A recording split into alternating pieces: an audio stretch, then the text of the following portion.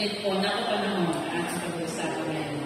At ako'y na-alip doon sa Espanya sa nating kapatid patungkol dito. Sabi ko nga, isang lugar talaga na ayaw natin mapuntahan.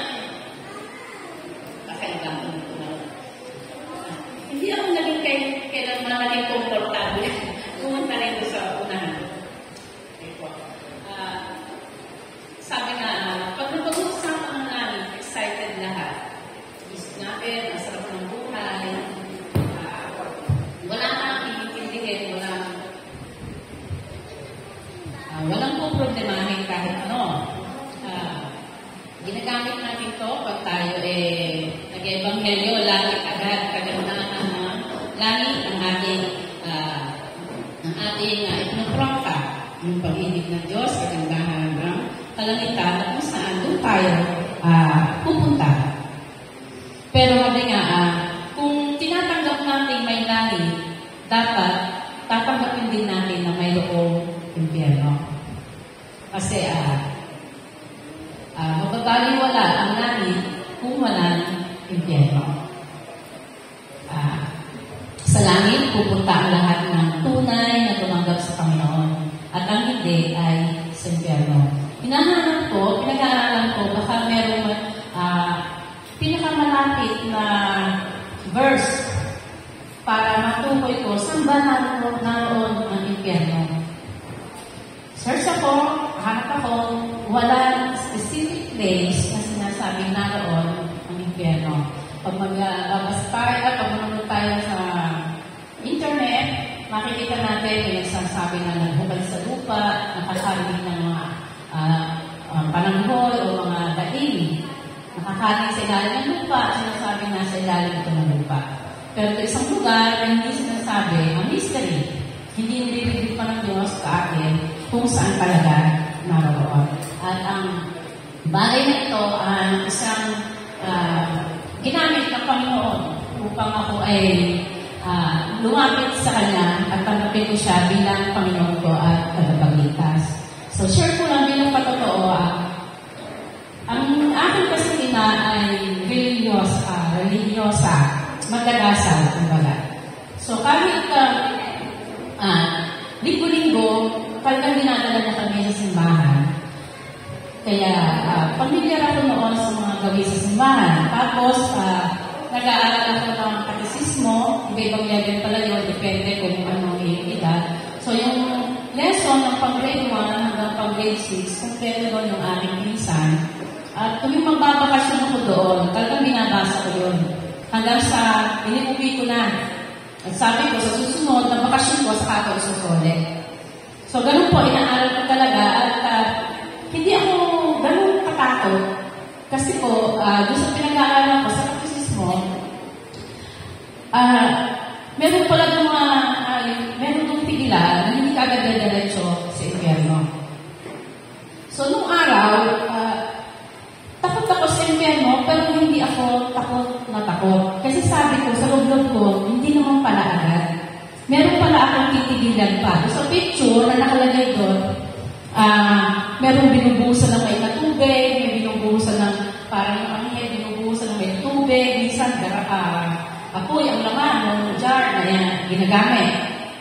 At meron tutuhaw na mga gutom, walang pagkain, naghihirap sa drawing, nakikita mo hirap na hirap sila, pero wala pa doon yung dagat-dagat ang apoy, impyerno.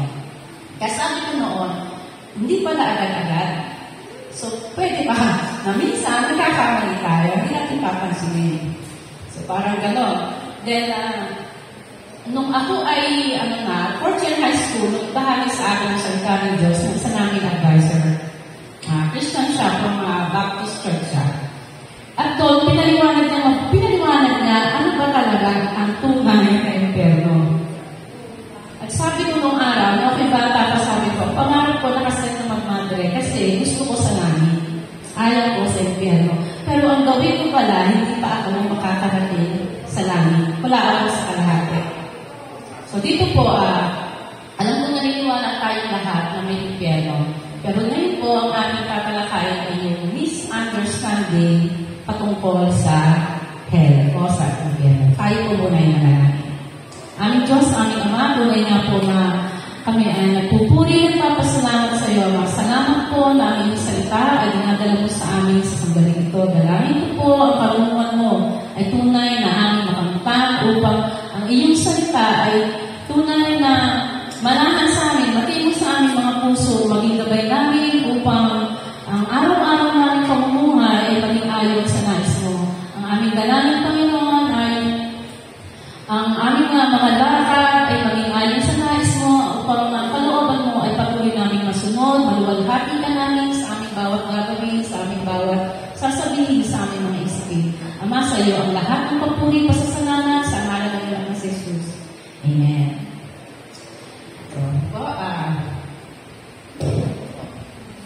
Okay. Misunderstanding about hell. Yung pong una ay hell is run by Satan o si Satanas ang namamahala sa gobyerno. Ito po yung kalimitan kasi na nakikita natin sa mga palabas. Pinapanood pa nga ako mga kalimitan kung hindi at nakikita natin na si Lucifer o si Satanas ang naroon at siya ang nagpapahirap sa mga tao. So, nung bata, panakot nila ng mga matatanda. Pero, sabi nga po, misunderstanding ito, maling paniniwala. Sabi, mali daw na si Satanas ang namamahala ng impyerno. Dahil ang impyerno ay ginawa para sa mga demonyo o sa mga fallen angels kasama si Satanas. So, sa hell, hindi siya makakapanakit na sa atin o hindi na siya ang pagpapahirap lang sa atin, kundi isa siya sa mahihirapan o magburong sa doon.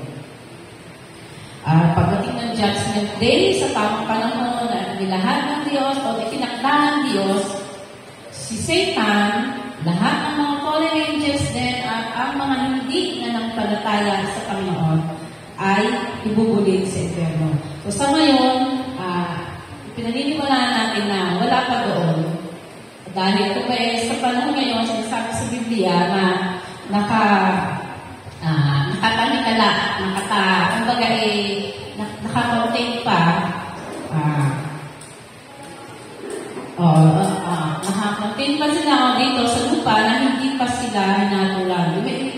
Meron sa Biblia na palayas ng demonyo ang Panginoon Jesus. At ang sagot ng Diablo ay kami ba iyon ang hahatulan o dadalhin na, ibubulit na sa impyerno. So, hindi pa. Kahit ang Panginoon Jesus natin, siya ay nasa lupa, hindi pa rin siya ang desisyon o bilang tao, at the time na narito siya, hindi siya nakakaalam kung kailan talaga ibubulit.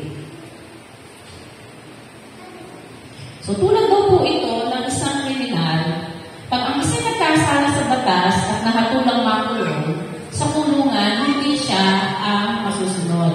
Sa kulungan, hindi siya ang magpaparusa. Kung hindi, siya yung tatanggap ng kaparusahan.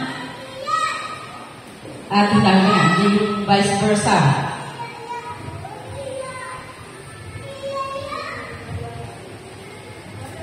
So, sabi nga po, doon sa Hebrew 10:31, sabi. Hebrew 10:31, sabi ko, kakilakilabot na bagay ang mahulog sa mga kamay ng Diyos ng buhay.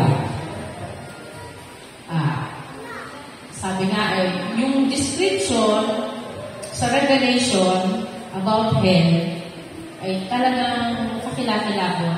Kaya sa Bible, Revelation, ang huling-huli kong binasa. Dahil mabigat sa kalooban ko na kung ako'y tinanggap ko ang Panginoon at maganda ang pupuntahan ng aking kaluluwa at ang mabigat sa aking kalooban ay yung mga kapamilya ko o kakilala ko na alam ko na hindi pa rin pupunta rin. Kaya napakabigat ang mahulog sa kamay ng ating Panginoon. At sa Kawikaan 20, verse 10, Pahayag pala. At ang diablo na tumaya sa kanila ay ibinuwid sa dagat-dagatang apoy at asupre na kinaroonan din naman ng hayop at ng bula ang propeta, at sila ay panihirapan araw at gabi, magtakailan-kailanman. So yung pong salitang magtakailan-kailanman ay hindi gawa biro. Kung walang katapusan. So dito po, patunayan na si Satanas ay hindi magpaparusa sa impyerno kung hindi siya ang paparusahan. Ang ibang, ang Church of Satan ay naniniwala na si Satan ay katulad lamang ng, isa sa paniniwala nila, Satan daw ay katulad lamang ng isang anak na sumalunga dun sa maling patakaran ng ama. Kaya hindi sila nila tinatanggap na magugulit sila sa impyerno. Kasi ang kanila, si Satan ay mataas ang posisyon, kumbaga nag-prevent nila. So, yun, umayaw lang sa gusto ng kanyang ama. Thank you po.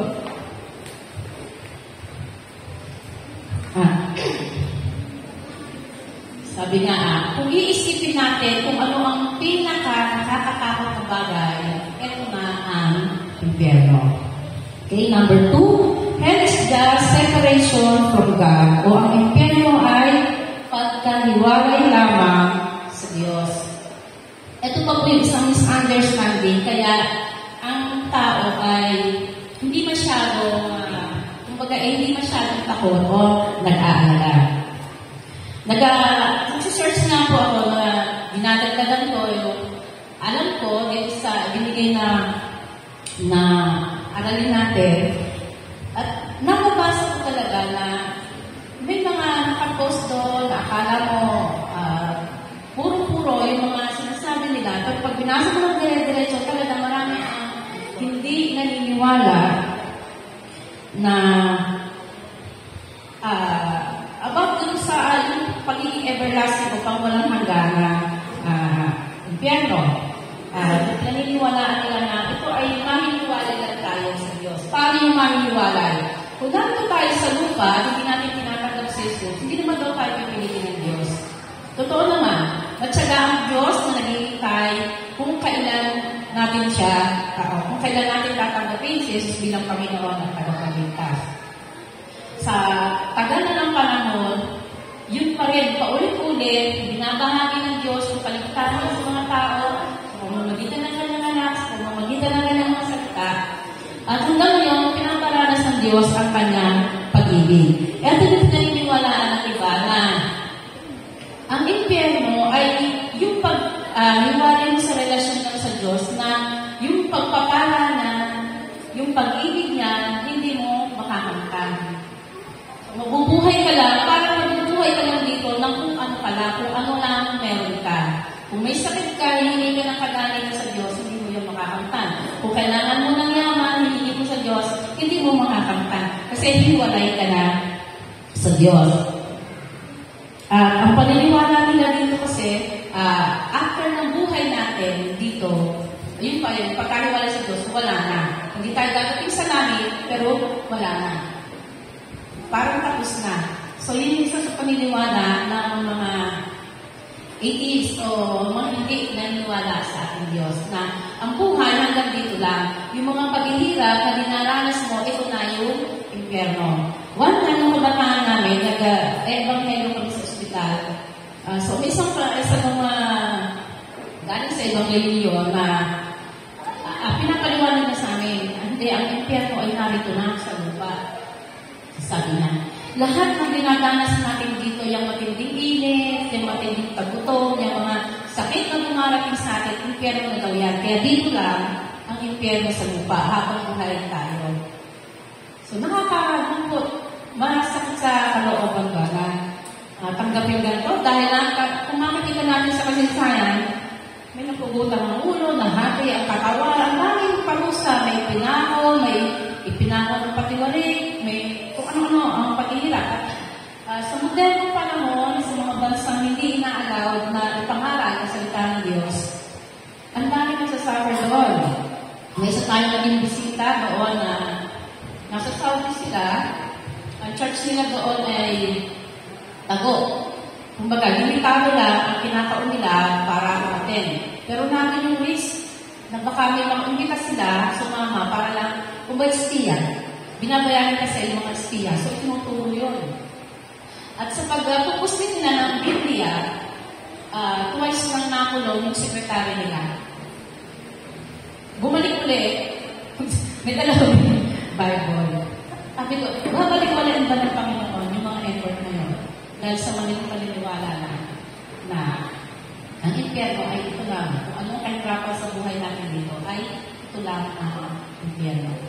So, hindi po yun. Kaya nga po, misunderstanding. Dapat din maging maingat tayo.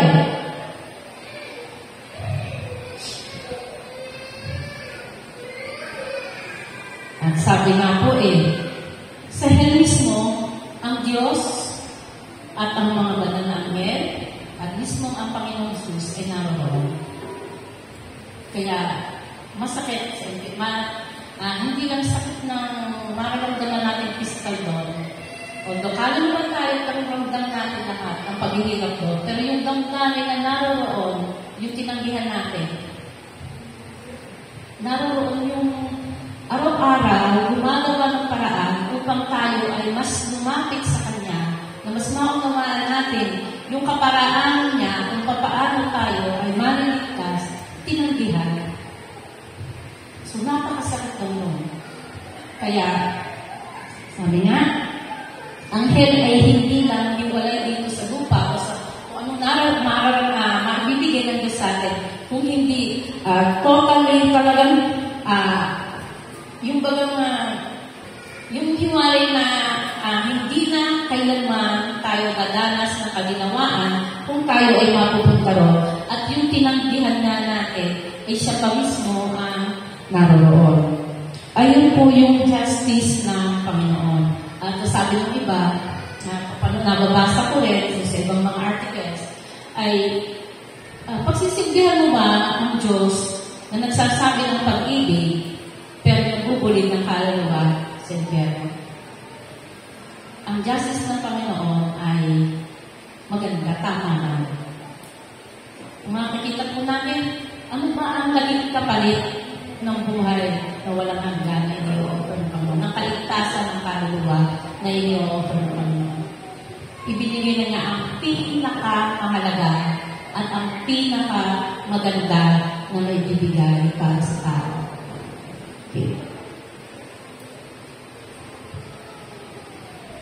So sabi na, may time daw, maaaring isipin ng tao o ng sinong naroon na sana ay wala na ba doon ang Diyos.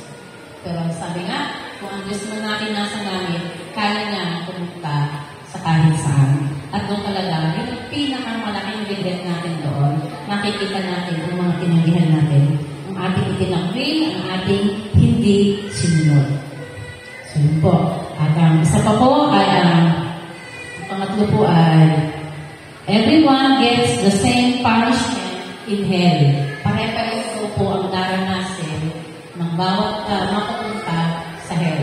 So naalala ko, na-recall ko, one time, naituro na sa atin yung iba't ibang level, o kumbaga, parte sa hell. Merong, may mga term nawawala sa isip ko. May mga terminology silang ginagamit na parang may isang portion na hindi pa talaga hell, pero akala natin yun na ang dagat-dagatan ako. So parang ganun din, may mga pamihirap, may pero meron pa mas, kumbaga mas pinaka parte noon. At sinasabi na, ang bubulid dito ay si Satanas, ang kanyang mga anghel, ang mga diablo, ang mga tao na kinilala na ang Diyos, pero totally pumaritid pa rin. Kumbaga yung mga napapractice na mga witchcraft, mga gawa o mga seremonyas na kaaway, yung diablo, o ng Satanas, yun ang mga mapupulid doon. Yung mga daw na kuminala na after ay tinangki ang Panginoong muli. So, yung matinding yung matinding pagtanggi o kumampi na sa ating kalaban. So, yun yung mga mabubulig doon. Yung mga gumawa ng mga karuman-duman na sinasabi, sulang-sulang ng mga bagay patungkol sa Diyos, doon mabubulig. Kasi po, sinasabi dito na, nung si Jesus ay kakatulan, nakay Pilato na, yung sabi ng Panginoon Jesus, yung tao na nagdala sa akin dito ay may mas malaking kasalanan kaysa sa inyo.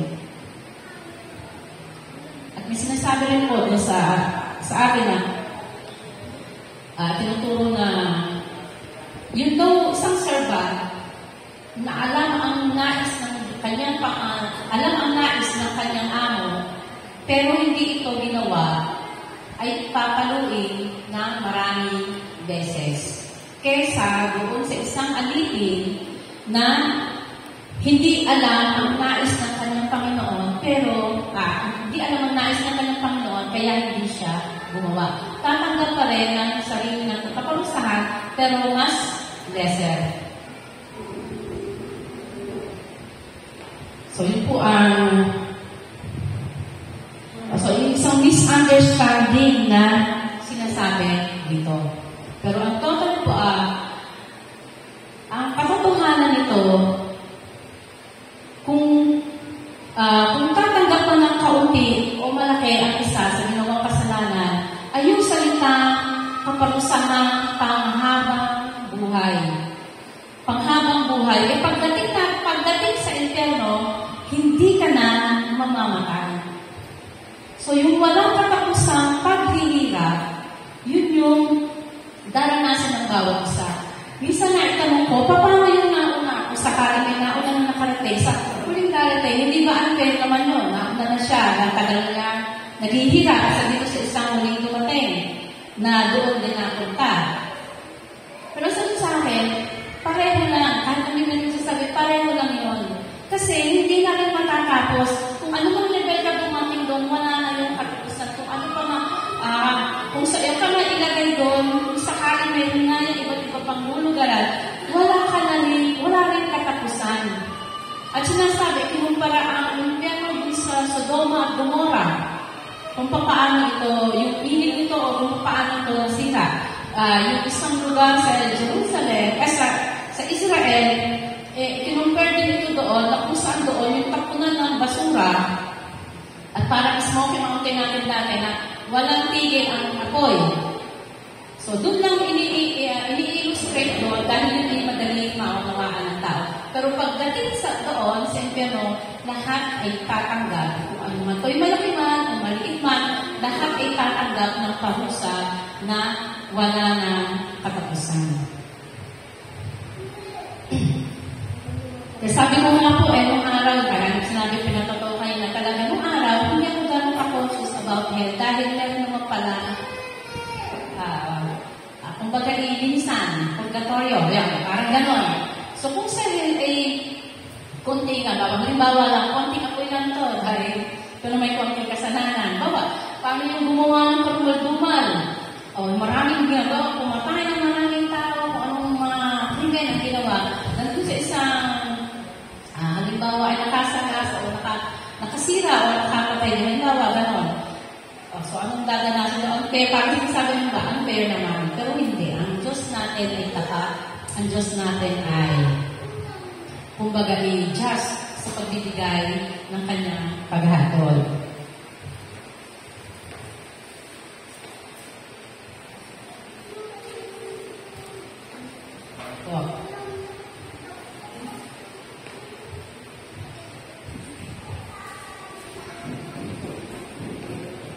Then, may mga, ito mo po, reasons why hell must be eternal.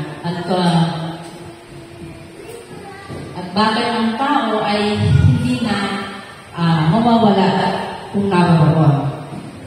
So, sa pong dahilan ay sin is serious. Ang kasalanan ay seryosong bagay.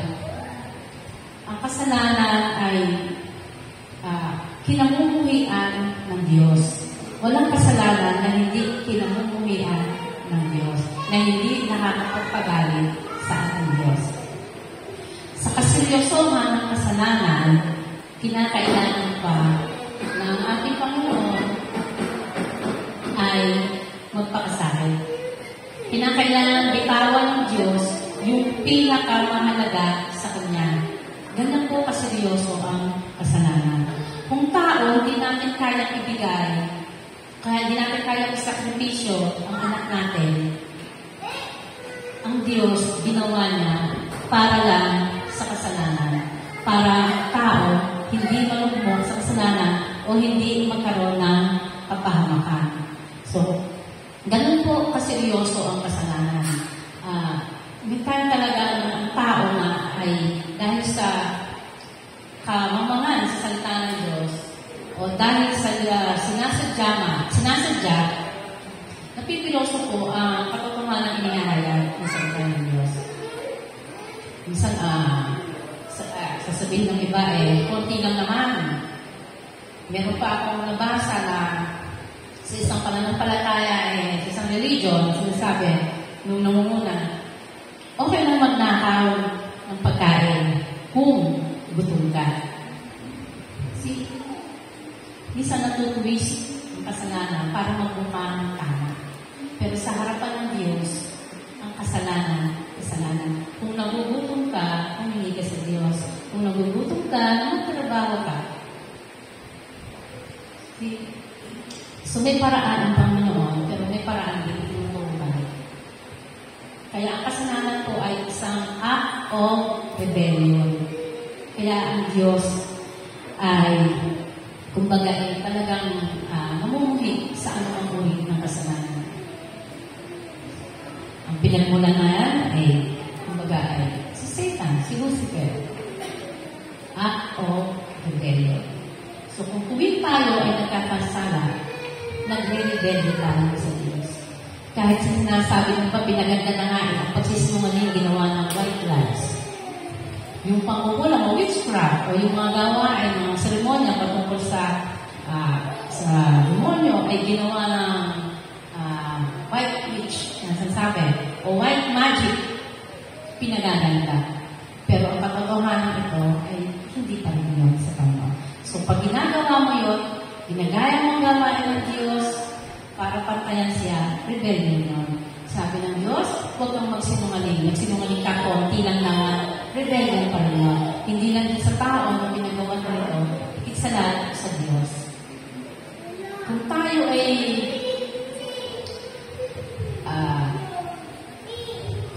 ay may sama ng loob sa ating kapwa, hindi ito kailangan idamay natin ang ating Diyos. May paraan upang ayusin at hindi upang mag-rebelde. Ba't natuturo ko din kahit sa aking mga anak noong araw pa?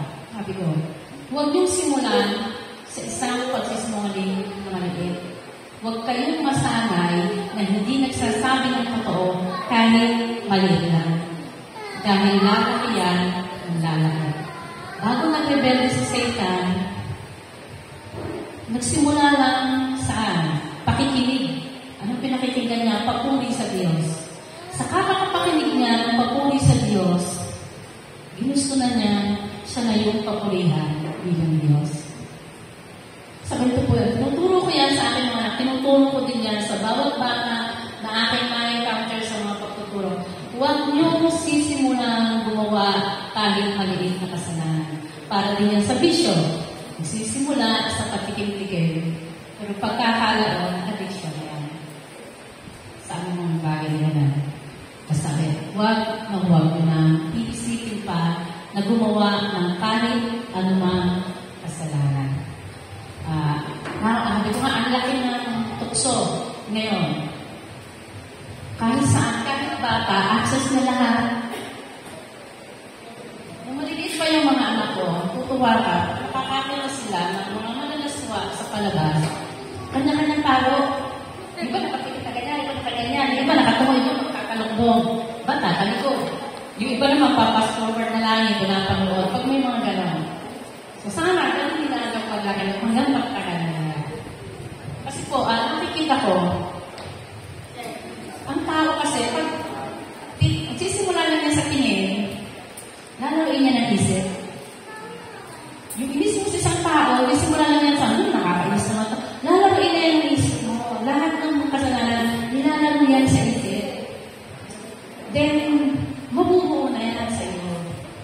Tapos lalaki na yan ng lalaki.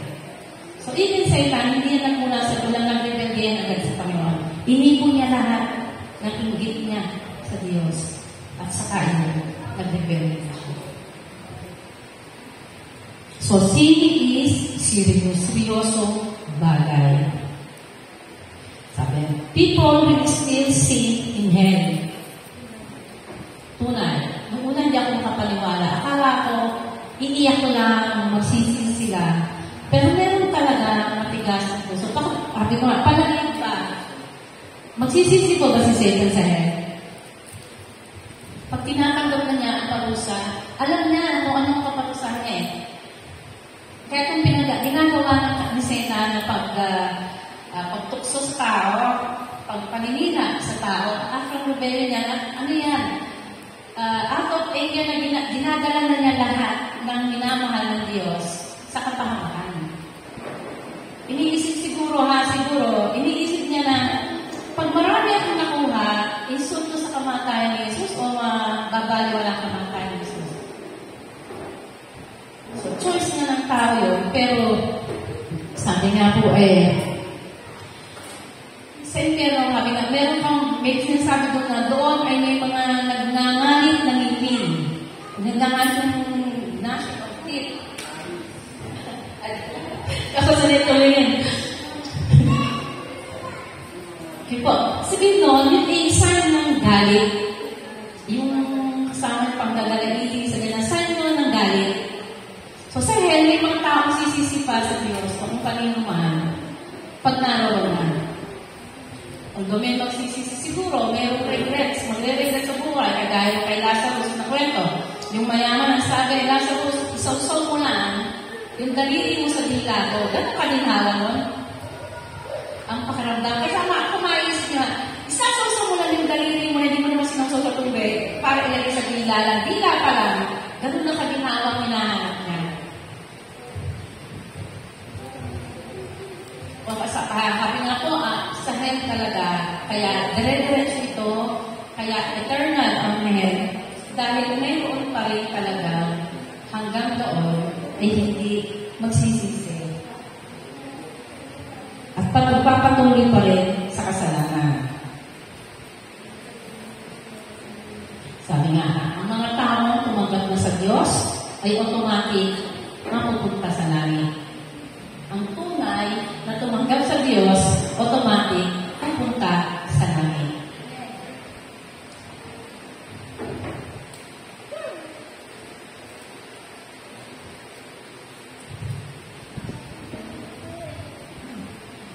Sabi nga po, sa hell, sabi nga, hindi mawawala ang consciousness natin.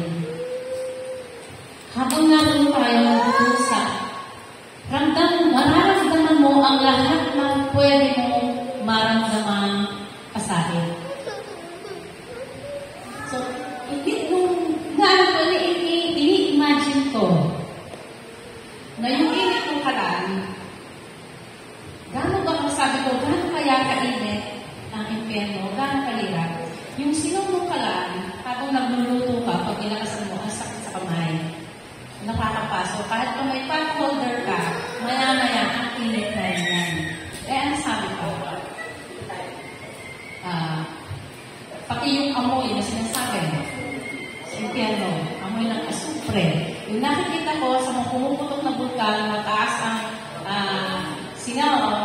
level ng asupre doon, nakikita ko yung mga tao na kontrol na kamas. Paano pa kaya? So, sa hell, kahit kailan, hindi ka masasanay sa init. Hindi ka masasanay sa sabi o sa mga iba. So, yun po. People will still sin in hell. Nakakalungkot. At sa dami ng panahon, sa tagal na nangaral, mas marami pa rin ang mapupunta ron. Number 2 po, ito ay biblical. Bakit kailangan ito? Ito po'y biblical at ito ay ang mangyayari doon ay nasulat na. Sabi po doon sa Revelation 4:11, sabi sa Revelation 4:11, is of their torment goes up forever and ever, and they have no rest day or night there. Day or night, these worshippers of the beast and its image, whoever receives the mark of its name.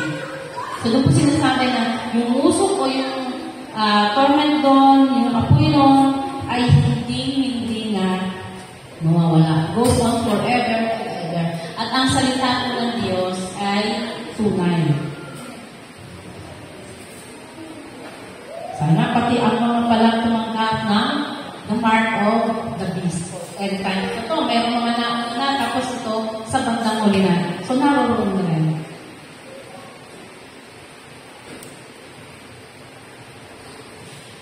So, sabi po, kung hindi, ito daw po itulad daw ng dinding sa bawah. Isang kriminal na sentensya nga ng kamatayan, pag na-receive niya yung death sentence niya, hindi na siya babalik ulit.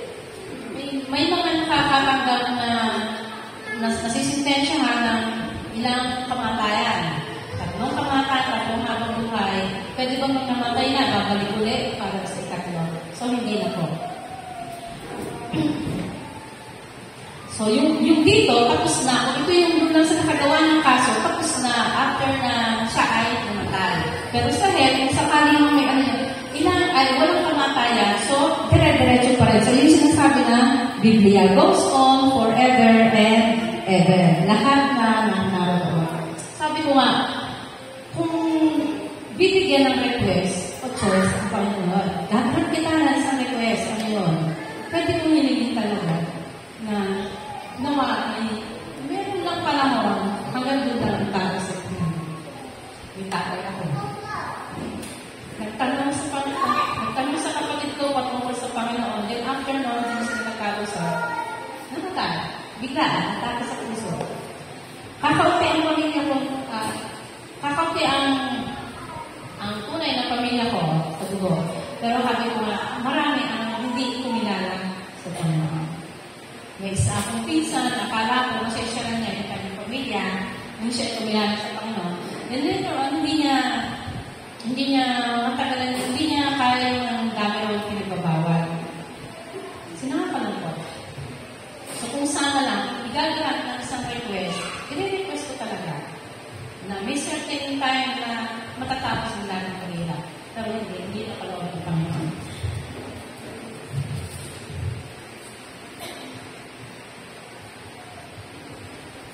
So may reason ng Diyos kung bakit hindi pwede mangyari ang gayon. So po, number 4, ceasing to exist is gospel to those in hell. Yung daw, kung sakali daw na matitigil na ang apoy, sabi na, isang gospel daw to sa mga nasa pero yung gospel, mabuting balita. So ito pala yung sabi na kung ito ay may kahangganan, isang napakagandang balita para sa mga naroon. Pero sabi nga po, just deserve na. Nakaplano na, kumbaga nasulat na lahat ng mga mangyayari.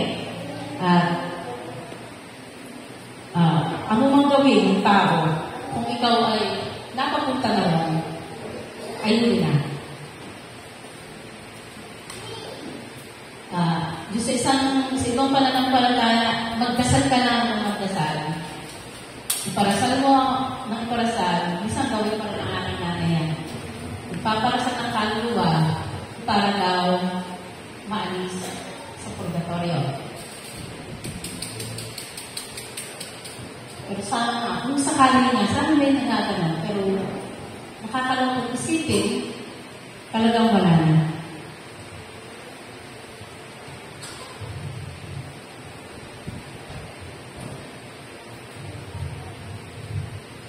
Sabi nga po, kung matitigil ito, kung ang isang reason ay kung ang impyerno ay kung ba'y mawawala o ang naroon ay may explanation ng kanilang pagpunta ron, magbabalawala ang kamatayan ni Jesus. Yung pinakamagandang plano ng Diyos, sasabihin na hindi naman pala totoo.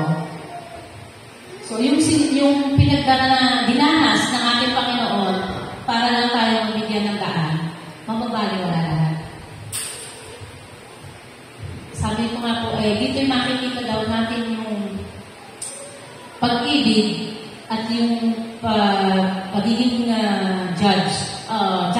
pagiging just ng ating Panginoon. So, yung impyerno, pagpapakita ng pag-ibig ng Diyos. Pag-ibig na yung kanyang mga ginawa ay totoo, yung kanyang mga magagandang plano sa kanyang mga tao ay totoo, at yung mga tumalikod sa kanya at hindi na nagpalataya ay tunay na tatanggap lamang ng kaparusahan. Yung katotohanan ng kanyang salita ay tunay na mahahayag doon. So, dito naman po ay merong common objections to the traditional view of eternal hell. Common objection. Ito po, yung God's loving, tulad ng sabi ko kanina. Ang Diyos ay mapagmahal, sabi ng mga nakikita ko na maglilikuran mo yung Diyos mo na sasabihin, minamahal ka, pero sasaktan ka. Maglilikuran mo yung Diyos mo na iniani nga yung anak, tapos ipupulit ka pa rin sa impyerno. Sabi ko yun, turo kayo ng turo ng pag-ibig, so nakapapanood ko po, turo kayo ng turo ng pag-ibig, pero kapahamakan naman ang daranasin ng mga tao. Tunay po to, ang ating Diyos ay tunay na Diyos ng pag-ibig. Napatunayan niya ito sa kanyang salita. Marami siyang ginawa para ipakita sa atin ang kanyang pag-ibig. Sa ngayon, mabubuhay tayo dahil sa kanyang pag-ibig. Ilang beses na tayo nag-confess ng ating kasalanan pag tayo nakakagawa. Tinanggap na natin ang Panginoong Jesus natin, pero ilang beses pa rin tayo nagpapabalik-balik para humingi ng tawad sa Diyos.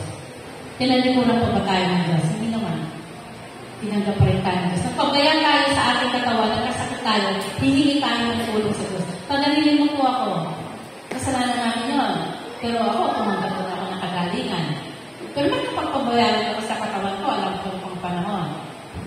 So marami. Hanggang ngayon, paulit-ulit, pabalik-balik tayo, humingi ng tawad sa ating Diyos. Pinapatawad na tayo. Bakit? Anak na niya tayo. Mahal niya tayo. Tulad ng isang ama, pagtapat na lumalapit ang anak niya sa kanya, tinatanggap niya ito. Ganun na ang Diyos sa atin. Pwede natin siya maging tatay, pwede natin siya maging kaibigan, pwede natin siya maging Panginoon. Sabi nga, anumang sitwasyon meron ng isang tao, meron Diyos na magmamahal sa kanya ng tapat. So God is a loving God. At yung isa po ay, only believers get eternal life. May mga nag-o-object dyan. Isang natutunan ko kung bakit ako hindi judgmental. Noong po ako yung nananampalataya, sabi ng akin, nung nag-share sa akin sa tanan Diyos, nung bata-bata pa ako, sabi ko, sir, inyo bang magpapamilya o magulang nyo ba'y tumanggap na rin sa Diyos? Sabi niya, oo. Oo, tumanggap na sila. Sabi ko, di sila sa langit na talaga ang punta. Ang sabi sa akin sana. Sabi ko, bakit gano'n? Tumanggap naman. Sabi niya, kasi habang nandito tayo sa lupa, marami tayo na encounter. At ang tunay na kakaalam na tunay na kalooban natin, kung tinanggap nga natin ng totoo at that time ng Diyos, ay Diyos lamang. So natutunan ko po yun. Kaya may time, unless nakita mo na hindi tinanggap si Jesus, unless na nakita mo na yung sinabi mo niya tinanggap, yung uri ng kanyang pamumuhay ay salungat sa kung ano ang tinuturo sa atin ng Biblia, masasabi mo hindi pa nga talaga tumatanggap. Kaya, sabi nga, sa aking mga anak na sinasabi ko din, kahit yung panahon ng pandemic, ba't hindi ako natakot? Sabi ko, virus ang kalaban natin. Sino kahit paano natin hindi yan, hindi ka ba hihinga? Habang humihinga ka, may hangin na pumapasok. May hangin, mahirap pigilan. Pero sabi ko, ang pinakamaganda niyong gawin, siguraduhin ninyo na tinanggap niyo si Jesus bilang Panginoon at tagapagligtas. Siguraduhin niyo sa puso niyo na talagang tinanggap niyo ang Diyos. At kung hindi ka nakakasigurado, dahil sa beses na nakausap kami na, kaya pala hindi pa ako born again. Bakit hindi ka pa born again? Kasi hindi pa ako nabautismuhan. So, hindi pa nalupusan na unawaan hanggang saan paano ang tunay na kaligtasan pa kung may ganong iba pa siyang pinapasok sa isipnan.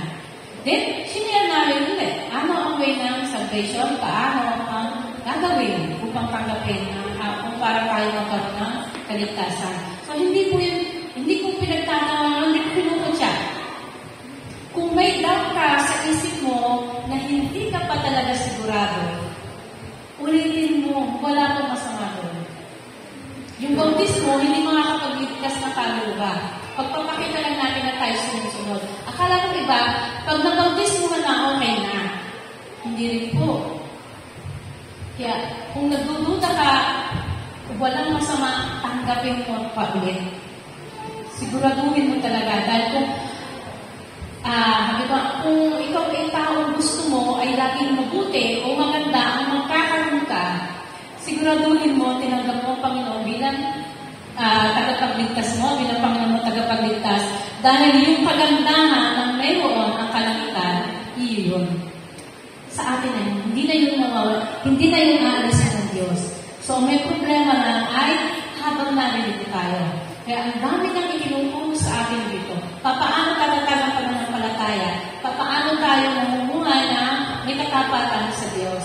Huwag na natin baliwalayin yun. Sabi ko nga, isang nag-encourage sa akin na magpatuloy. Tinanggap ko ang children ministry nung ako'y bata, nung ako'y dalaga pa. Kasi nung nag-meeting sa church nung araw, walang gustong magturo dun sa ang niliit. Yung mga ganan, tatakbuhan, magsisiyara sa pupunta lahat sabay-sabay. Walang may gusto. Yung sabi ko, kung walang magtuturo, sino pa? Kasi nakakatuturo kami noon hanggang youth. Sino tuturo sa mga to? Tinuruan ko na yung mga bata. Kasi kung tumagal, nagkaroon ako ng anak, ay kasama ko din. Yung mga anak ko, habang tinuturuan ko. Di nakakatuwa, nung nagpunta kami dun sa may namatay na nakilala, habang nag-uusap-usap doon, hindi ko akalain, hindi ko natanda.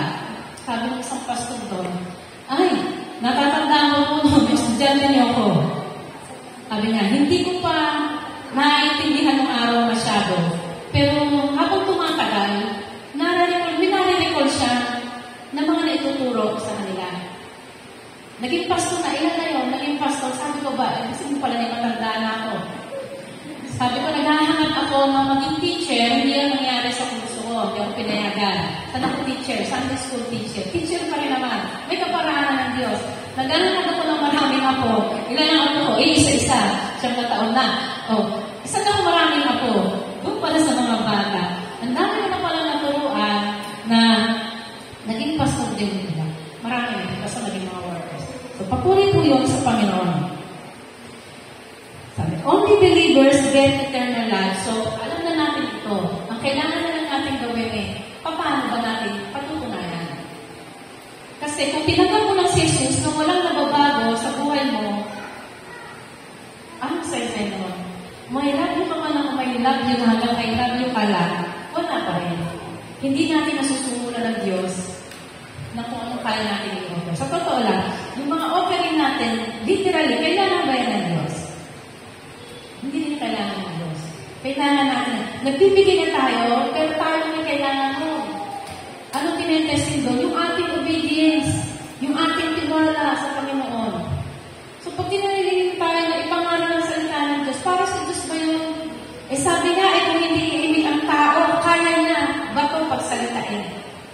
Sabi ko nga, nung sa nagbabahagi ako, nagsishare ako sa group ng salita ng Diyos, kaya ng Diyos patunayan ang katotohanan ng kanyang salita at kung sino siya. Yung Noah's Ark na tagpuan, sira na. Yung sinukat, yung mga natitira, sakto sa kung ano sinasabi ng Biblia. Yung mga nakuha mga artifacts na mga salita, mga nasulat. Kasi nung araw po, baka maisip na, lista na konti, baka maisip na, ngayon na-discover, nakasulat na sa Biblia. Kasi nung araw po, ang salita ng Diyos, inuulit-ulit siya sulatin. Kahit ang mga hari, isang sa patakaran ng mga hari nung araw, ikaw ay hari, susulat mo yung law, yung mga batas sa salita ng Diyos, susulat mo yun. Sa mula kay Moses, susulat mo yun. Kada hari, susulat noon. Bakit? Habang sinusulat nila yun, naaaral nila yun, natututunan nila. So, nagagamit nila yun. So, yung salita ng Diyos, nare-rewrite ko yan mga araw. So, may mga nakukuha pa. papatibay yun na katotohanan ang salita ng Diyos. So kung sinasabi ng only believers that eternal life, totoo po yun. May mga nag-object, pero totoo yun. Ang hindi tumanggap kay Jesus ng buong puso niya ay hindi talaga pupunta sa langit. Hindi magkakaroon ng buhay na walang hanggan. So, sayang naman. Kung ang tagal na natin natin ito, hindi pala tayo sigurado. So, kung meron kang doubt talaga, kung may doubt ka na anumang bagay patungkol sa kaligtasan ng iyong kaluluwa, resolbahin mo ang Diyos. Lumapit ka sa may anak, kung kailangan ikaw mismo, ihingi mo lang ng tawag sa Diyos. Sabi nga ng Diyos daw ay, napakalapit lang. Pero bakit parang hindi maabot ang lahat? Napakalapit lang ng Diyos. Mas matagal pa nga sa cellphone, pipilin ka pa. Lalo na kung ako. Nakakalimutan ko, bago na aking Facebook bumubuksan. Nainis na ako, ilang beses ko nalilimutan ang password. Tapos may papakita, ang bilis-bilis. Mamaya ulitin ko. Ulit na ulit. Ang tagal mo pinipindot. Kasi, ang Diyos, ang dali. Kahit hindi ka pumikit, kahit hindi ka naman, makakausap mo ang Diyos. Kung tapat ang puso mo, makakausap mo ang Diyos. So, yun po ang ating may mga misconception, bakit natin itinutuloy dito? Kasi, maraming katuruan na dumarating, maliligaw tayo. Isang binabasa ko, sabi ko, akala ko ang ganda ng tungo ng tao ito. Meron ako isang binabasa na, iniaanan ko, nagkakanap ako ng additional information. Ang ganda ng una, biblika, parang biblika na gano'n. Pero binasa mo ng buong buo, nakikita niyo na nalilinis. Napuntahan na ba kayo ng may Diyos na? Ilan ang naniniwala meron noon? Na dahil may Diyos Anak, may Diyos Ama, humanap sila ng katuruan ng Diyos na. Tapos, lihis sa katotohanan ang kanilang tinuturo. Pero isipin mo, ilan yung nadala nito? Sa atin, nandiyan ang Biblia, kahit si pastor ay nagtuturo, nagbubukat ako ng Bible. Nagtatanong ako, ano ba to? Ano ba to? Mausisa ako pagdating sa mga bagay na yan. Kasi sabi ko nga, kahit dito meron akong hindi ko masyadong mag-gets binigay niya, then binigay ako, bakit ganito, wala akong nakikitang verse na talagang sakto ang nakasulat. Pero bakit ganyan? Sabi sa akin, yung salita na Diyos, di kung hanggang dyan lang ang inihayag, hanggang dyan ka lang maghayag. So, hindi natin alam kung nasaan. Sinasabing downward, pero hindi natin alam. Pababa natin alam sakto. So, mystery ng Diyos, hindi tayo magtuturo ng lugar ng sanlibutan. So, sa Biblia, kung ano lang sinabi, sapat na. Then, kung sinabi ng Diyos may kaparusahan, meron talaga. At sabi ko nga, inaalin tayo ng maraming bagay, lalo kabataan, inaalin ng maraming bagay, inililis tayo dito, o pinabababaw yung pangunawa natin sa katotohanan ng kanyang salita. Lagi bang naglalagay ang David na may butas na lulusukan, parang may solusyon lagi.